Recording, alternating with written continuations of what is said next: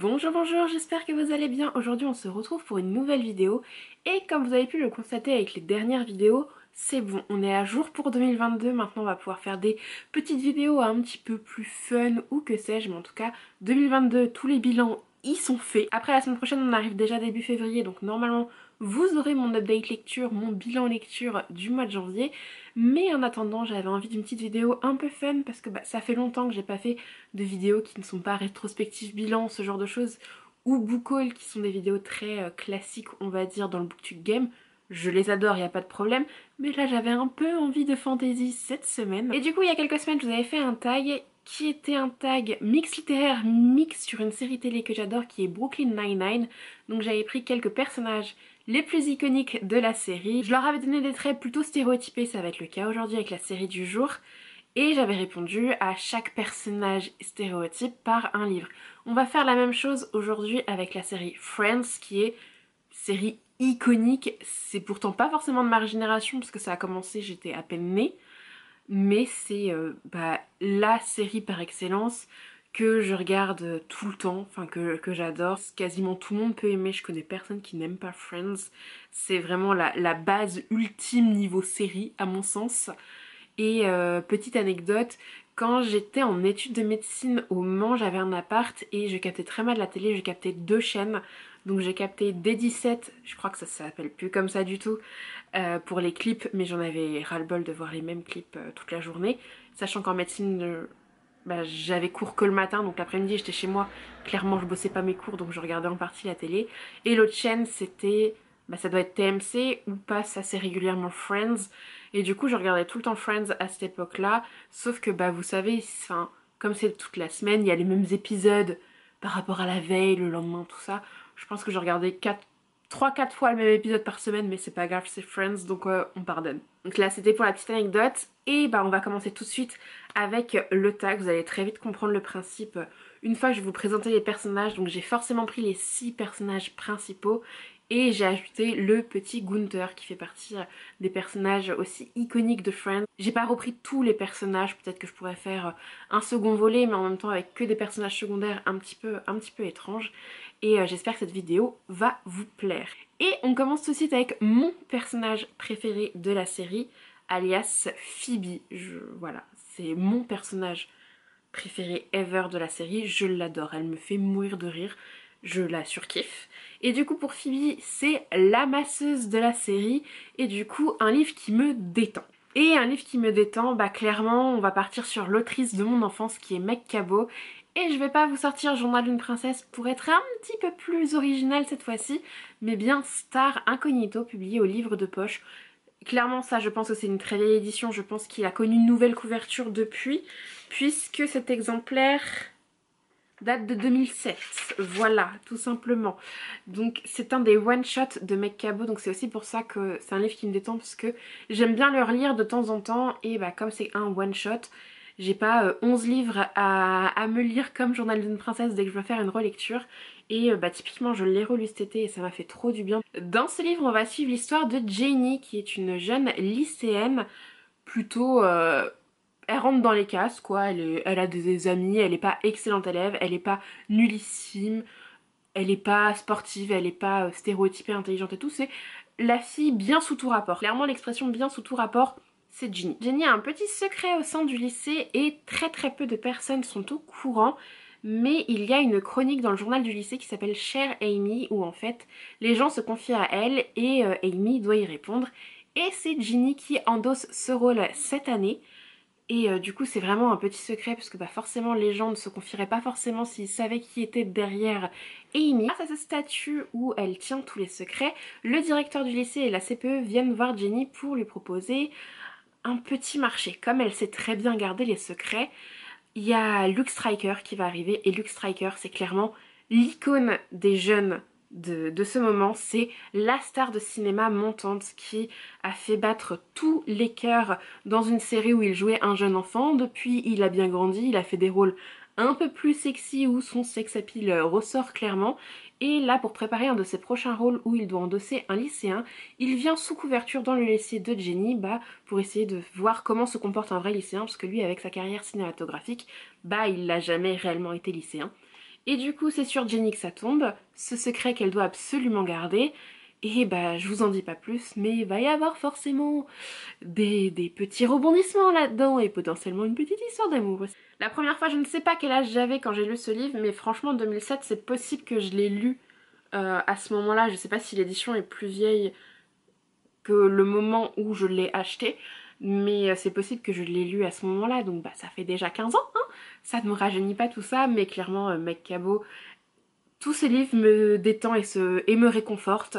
Cette histoire, elle est ultra doudou, je l'aime d'amour. Je l'ai relu cet été comme je vous l'ai dit, alors oui, je sais que ça a vieilli, ça se voit que c'est un livre qui a été écrit dans les années 2000, mais pour autant je me régale à chaque fois avec celui-ci. Il me détend de ouf, généralement je le lis en un après-midi, c'est réglé et vraiment ma petite pépite détente chez Meg Cabot quoi. Pour le deuxième livre, deuxième personnage de la saga Friends, on va partir sur Rachel. Et Rachel, c'est un peu la fashionista de la série. Du coup, on va partir sur le plus beau livre de ma bibliothèque, celui qui a la plus belle apparence, ou en tout cas celui qui est à la pointe de la mode. Et là, clairement, c'est un livre que j'ai reçu aujourd'hui. Je l'avais demandé en SP quand j'ai travaillé le programme de mars-avril des éditions Girlstream. Je l'avais demandé en SP à mon représentant et je suis allée le chercher ce matin. Et waouh, j'avais vu des photos comme quoi il était beau, mais je ne pensais pas que ce livre était aussi beau. Je suis ravie. Et je vous présente donc Mystic Flown, le tome 1, le maître des arcanes, et c'est de Dana B. Chali, je ne sais pas comment ça se dit, et c'est donc chez Girlstream. Et alors là j'ai une sorte de filtre sur mon appareil photo, donc vous n'avez peut-être pas les vraies couleurs, mais vous voyez qu'il y a un petit jeu au niveau des dorures, et ici il y a un vernis sélectif.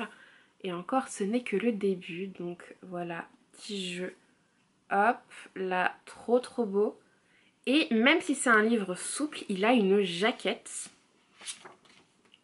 Donc le livre en dessous, il est blanc avec toujours ces jeux de dorure. La jaquette, c'est un sublime dessin, une sublime illustration. Franchement, j'adore. Et dernier petit détail de cet ouvrage, ce sont les en-têtes de chapitres que je trouve trop belles. Voilà les en-têtes de chapitres avec ces petites colonnes qui sont absolument divines. Je ne sais pas ce que ça représente vu que je n'ai pas encore lu le livre, je l'ai reçu tout juste ce matin. Je regarde juste... Non, il n'y a pas de carte dedans.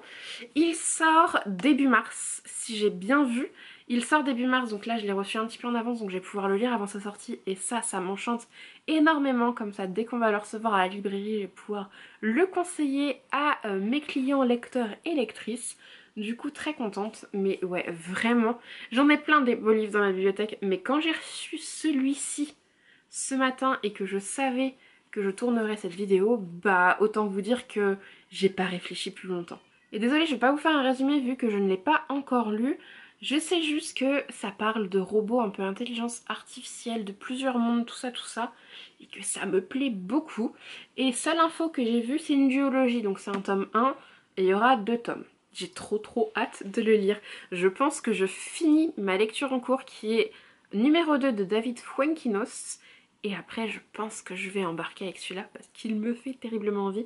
Et je suis ravie de l'avoir reçu. Donc merci à mon représentant et merci à la maison d'édition Girlstream de bien avoir voulu me l'envoyer. Ensuite on va partir sur le personnage de Monica. Et Monica, qu'est-ce qu'elle fait comme profession dans Friends? Elle est cuisinière. Du coup on va partir sur un livre qui m'a cuisiné, qui m'a dupé. Et là vous savez lequel je vais vous sortir, ça fait longtemps que je l'ai lu, ça fait un moment que je vous en parle, mais ça fait un moment que je vous en ai pas parlé je crois. Et je crois qu'il n'y en a pas d'autres qui m'ont cuisiné autant depuis, donc je le ressors. C'est Un avion sans ailes de Michel Bussy, ici publié aux éditions Pocket. C'est une vieille couverture pareil, ils ont fait toute une refonte avec les livres de Michel Bussy. Perso je préfère la couverture que j'ai donc ça me va. Et du coup ça m'a fait rire parce que tout à l'heure je l'ai ouvert parce que c'est un livre dédicacé et je voulais relire la dédicace, voilà, ça arrive de temps en temps. Et en fait, je me suis rendu compte que je l'avais prêté à une collègue de mon ancien boulot et je me rappelais plus. Et du coup, elle m'a laissé un petit post-it dedans. Donc, merci beaucoup, Lynn. Je me rappelle plus, mais il me semble que tu avais apprécié ta lecture. Mais du coup, voilà, j'ai trouvé ça trop mimi de retrouver le petit post-it dedans. Au début de ce livre, il y a un crash d'avion dans les montagnes en France et il n'y a qu'un seul rescapé, un bébé. Un bébé sans parents, sans personne, mais vraiment un jeune bébé Et du coup, pendant 18 ans, deux familles vont se battre pour savoir de quelle famille vient ce bébé. Pendant 18 ans, tout le monde se bat. En attendant, ce bébé grandit et un peu les fesses entre deux chaises, entre deux familles. Et il y a un inspecteur pendant 18 ans qui est sur l'affaire. Et on va se rendre compte que on avait la réponse sous les yeux depuis le début. Et voilà, c'est ce pitch-là, la dernière phrase, vous avez compris pourquoi j'ai été bernée. Parce que oui, jusqu'à la dernière seconde, on est là. C'était sous notre nez et depuis le début. Et je ne l'ai absolument pas vu. Et vraiment, ce livre, à chaque fois je vous raconte l'anecdote, hein. Mais je l'ai lu en une nuit, je l'ai terminé vers 3 heures du matin, sachant que genre un jour ou deux après, je rencontrais l'auteur. Et à cette époque-là, j'habitais au Havre, du coup. Et j'étais un lit en mezzanine et j'ai un peu sursauté et je me suis pris un peu le plafond dans la tronche tellement ce livre m'a dupé, m'a cuisiné. C'est clairement la thématique de la question, mais je me suis fait avoir comme un bleu et en même temps j'ai adoré ça. Me faire avoir comme un bleu parce que pour un policier, je trouve qu'il n'y a rien de mieux de te dire j'ai rien deviné. Ça veut dire que c'est le mieux ficelé possible si j'avais rien deviné. Et voilà, ce livre m'a clairement cuisiné et j'ai kiffé. Passons à un personnage qui est le préféré de beaucoup, le plus drôle selon beaucoup, notamment mes copines. Je crois que c'est leur personnage préféré, c'est Chandler. Et Chandler, c'est un peu le rigolo de la bande et du coup, je vais vous présenter un livre qui m'a fait rire. Et on part sur un livre qui n'est pas de la fiction et c'est Les bios très interdites de Vincent de Dienne, publié chez Flammarion. Donc ce livre retrace les chroniques que Vincent de Dienne faisait notamment sur des personnalité politique à l'époque où il avait une chronique sur Canal+, je ne sais plus dans quelle émission exactement. Et du coup, ce livre retrace tous ces portraits de politique plus ou moins fictionnés, on va dire. Et du coup, avec la plume et l'humour très aiguisé de Vincent de Dienne, ça donne un livre absolument drôle au possible. D'autant plus que c'est un auteur qui est également acteur et comédien. Notamment, il a joué dans La Flamme, par exemple. Il a joué dans plein d'autres choses. Moi, je l'avais vu au théâtre dans Les Jeux de l'amour et du hasard avec Laure Calamy également, qui était trop bien d'ailleurs. Et du coup, j'ai pu le rencontrer en conférence puis en séance de dédicace pour l'ouvrage. Et du coup, c'était ultra intéressant d'en connaître davantage sur son parcours parce que du coup, de base, il vient pas du milieu de la littérature, même s'il vient du milieu de l'écriture. Du coup, c'était ultra intéressant de voir les différentes facettes de cet homme et vraiment un livre extra drôle. On va passer à Joey, qui a été, je crois, à un moment mon personnage préféré quand j'étais plus jeune et qui au final, je crois, est le personnage que j'apprécie le moins. Même si je les aime tous, hein, mais ouais, c'est Joey quoi. Qui a eu le droit à sa série spin-off à lui tout seul d'ailleurs, que j'ai regardé, je crois qu'il n'y a pas eu beaucoup de saisons, il y en a eu une ou deux il me semble, où il vit avec sa sœur, je crois, quelque chose comme ça. Mais du Joey tout craché quoi. Et du coup pour Joey, on va parler de l'ambitieux, de l'acteur un peu raté. Parce que même s'il essaie de percer, c'est pas non plus l'acteur du siècle. Je parle dans la série, hein, je parle pas du vrai acteur qui joue Joey parce que ce serait très méchant de dire ça. Mais dans la série, son personnage est un petit peu acteur raté quand même, hein, on va pas se le cacher. En même temps, il fait pas toujours beaucoup d'efforts. Et du coup, on va parler d'un livre qui m'a vendu du rêve et en fait, ça l'a pas fait. Ça a été un raté avec moi du coup. Je vous en ai parlé il y a pas longtemps du tout, je crois même dans la dernière vidéo quand j'ai fait mon update lecture. Enfin, en tout cas, je vous parlais de la fin de cette saga, mais c'est la saga en général. Là j'ai sorti que le tome 1, mais c'est un peu tout pareil. C'est Off Campus de L. Kennedy, publié aux éditions Hugo ici au format poche. Donc le tome 1 c'est The Deal. C'est une saga de romance en 4 tomes, il y a eu un 5e qui est arrivé plus tard. Mais ce sont des tomes compagnons. On va suivre 4 hockeyeurs différents qui sont dans la même équipe universitaire. Et chaque tome aura son hockeyeur et la romance qui lui est dédiée. J'en avais entendu énormément de bien. C'est une saga qui date du milieu des années 2010. Moi je l'ai lu qu'en 2022 et ça se ressent en fait. Parce que je trouve que les romances d'il y a quelques années ne sont plus du tout les mêmes que ce qu'on peut retrouver actuellement au niveau des problématiques. Et du coup, ça l'a pas fait avec moi. Je trouve certains moments presque un peu malsains. Alors, il n'y a rien d'horrible non plus. Mais je sais pas, la vision un peu des femmes dans cette saga et tout. Très stéréotypé, les hockeyeurs à 1 milliard de conquêtes, machin et tout. C'était pas le trip qui m'intéressait de base. Donc je voulais la lire parce que vraiment tout le monde en parlait énormément avec beaucoup de bien. C'était sympa, hein. Ça se lit vite et tout, donc je vais pas cracher dans la soupe. Je les ai lus, je les ai dévorés même. Après, je ne les ai pas forcément appréciés avec du recul. Je suis contente d'avoir lu ces romances. Par exemple, typiquement le tome 5 qui est un recueil de nouvelles sur les 4 couples quelques années après. Je vais pas le lire, je ressens pas du tout la nécessité de le lire en tout cas. Mais je voulais finir les 4 tomes, surtout que le protagoniste du tome 4 était mon personnage préféré masculin. Et en fait, il a zéro personnalité dans son tome, donc j'ai trouvé ça un peu triste. Mais ouais, ça a été un raté avec moi. Voilà. On va passer à Ross, qui je crois est mon personnage masculin préféré de cette série. Je sais pas pourquoi, je l'adore, il me fait rire, tout simplement. Mais ils me font tous rire, je les aime tous, mais Ross, je sais pas, il y a un truc, je sais pas quoi. En tout cas, Ross dans la série, il est paléontologue, et du coup, bah, fossile, relique de ma palle, hein, c'est parti. J'en ai énormément dans la bibliothèque. J'en ai choisi un, mais ça se trouve c'est pas forcément plus vieux, c'est très probable qu'il est plus vieux. Mais je me suis dit, lui, je vous le présente très rarement. Et j'avais envie d'en parler, donc bah, j'ai pas besoin de justification en plus. Je vais vous parler de Final Seven de Kerry Drewry. Et là, c'est publié chez Hotkey Books, donc c'est un livre qui est en anglais. Les 2 premiers tomes sont sortis en français sous le nom de Cell7 chez Hachette. Mais Hachette Roman a décidé d'arrêter d'éditer la saga. Donc en français, nous n'aurons jamais le 3e tome que j'ai ici en anglais. J'ai toute la saga aussi en anglais. Mais notamment ce 3e tome que je n'ai jamais lu, que j'ai acheté quand j'ai fait mon voyage à Amsterdam. Ça devait être 2017 ou 2018, je pense. Donc ça commence à faire un petit peu. Ou 2018 ou 2000... Je crois que c'est 2018, honnêtement. Donc bah ça va faire 5 ans qu'il est là et qu'il n'est pas lu, tout simplement parce que je ne suis pas à l'aise avec la lecture en anglais. Que bah du coup ça fait très longtemps que j'ai lu les autres parce que je les avais déjà lus avant d'acheter ce tome-là, enfin avant d'acheter les tomes en anglais. Donc bah ça fait plus de 5 ans que j'ai lu les 2 autres également, donc je me rappelle plus trop. Faudrait que je relise la fin du 2, parce que je les ai gardés en français. Hein. Mais il faudrait que je relise la fin du 2 pour lire le tome 3. Mais comme je suis pas très du tout à l'aise avec l'anglais, j'ai peur de rien comprendre. Mais je l'ai voulu absolument parce que c'est une saga que j'adore. Alors j'ai plus forcément les personnages. Ah oui. On va suivre Martha, qui à son insu participe à une télé-réalité parce qu'en fait elle est accusée d'avoir tué une célébrité locale, il me semble.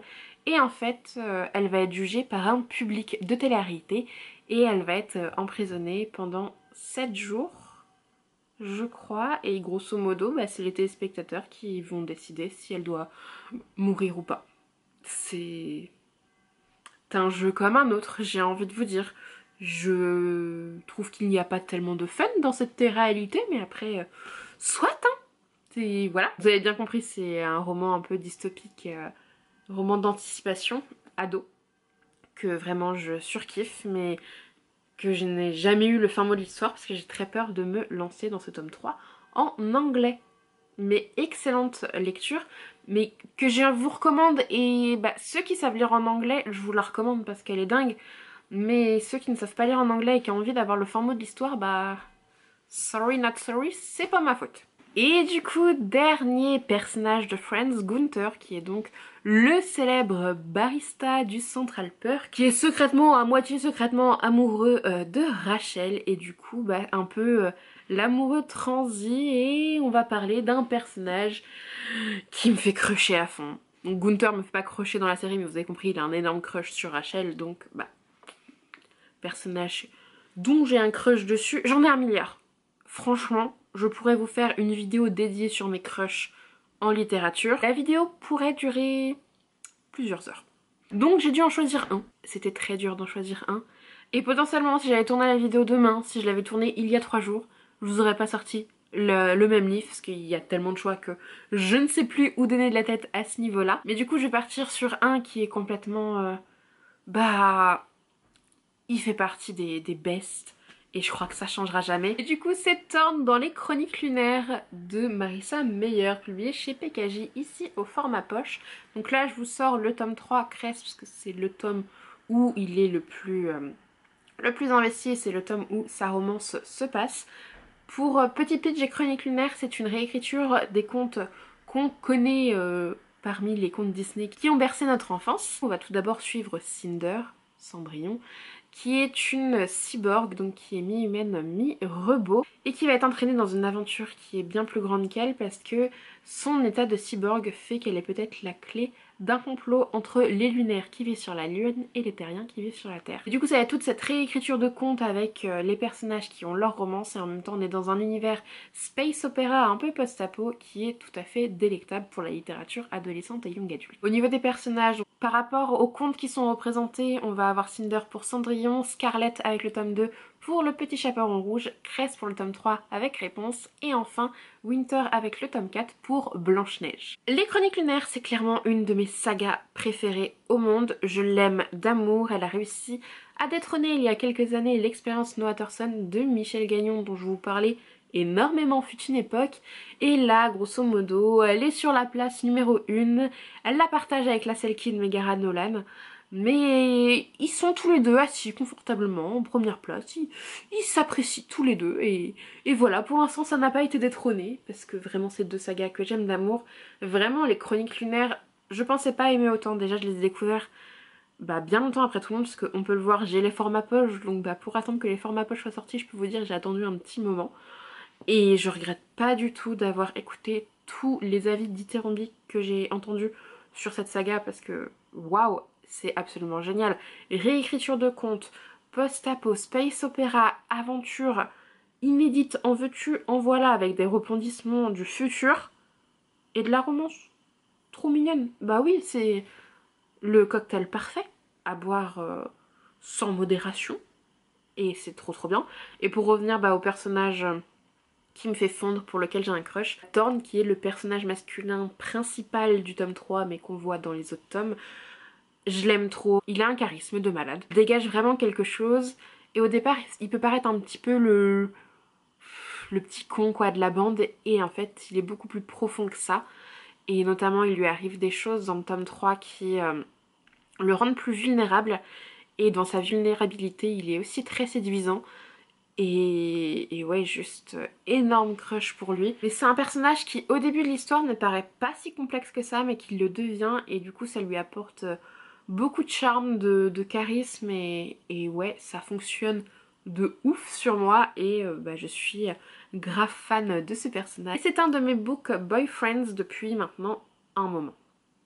Book friends, vous avez le... Hein, vous l'avez. Je suis pas seule. Friends, book friends, vous l'avez. Et voilà pour ce petit tag qui est désormais terminé. Alors oui, comme je disais en début de vidéo, il y a pléthore d'autres personnages dans Friends, mais je voulais me limiter quand même un petit peu aux principaux et j'ai ajouté le petit Gunther parce que j'avais envie de parler de Thorn en fait, hein, on va clairement pas se le cacher. En tout cas, j'espère que cette vidéo vous aura plu. Moi, c'est un concept que j'adore faire. Je l'avais déjà fait pour Brooklyn Nine-Nine, comme je vous l'avais dit. J'avais adoré le faire. Et j'ai déjà quelques idées pour d'autres séries, voire films. Hein. Mais notamment une de ma saga série coup de cœur, c'est Stranger Things. Donc je pense qu'il y a clairement moyen à faire sur cette série. Je pense que pour Heartstopper aussi, je vais pouvoir la faire. Enfin, vraiment, je vais prendre mes petites sagas chouchou et je vais pouvoir le faire. Peut-être Game of Thrones que j'ai vu plus récemment, mais... ça peut le faire avec Game of Thrones aussi. N'hésitez pas à me dire si vous voulez que je fasse ce tag par rapport à d'autres séries ou films. Après, faut que je les ai vus. Sinon ça va être un petit peu compliqué de comprendre assez les personnages pour pouvoir en faire des questions qui vont avec des livres. Mais en tout cas, je serais ravie d'avoir vos avis en commentaire sur la question. N'hésitez pas à me dire si vous avez lu certains de ces livres, s'il y en a que vous avez fortement apprécié ou pas. Et n'hésitez pas à me dire votre personnage préféré de Friends. Moi, comme vous l'avez compris, c'est Phoebe. Si vous voulez me suivre sur les autres réseaux sociaux, tous les liens se trouvent en barre d'infos. Et sur ce, je vous dis à une prochaine pour une nouvelle vidéo et je vous fais plein de bisous.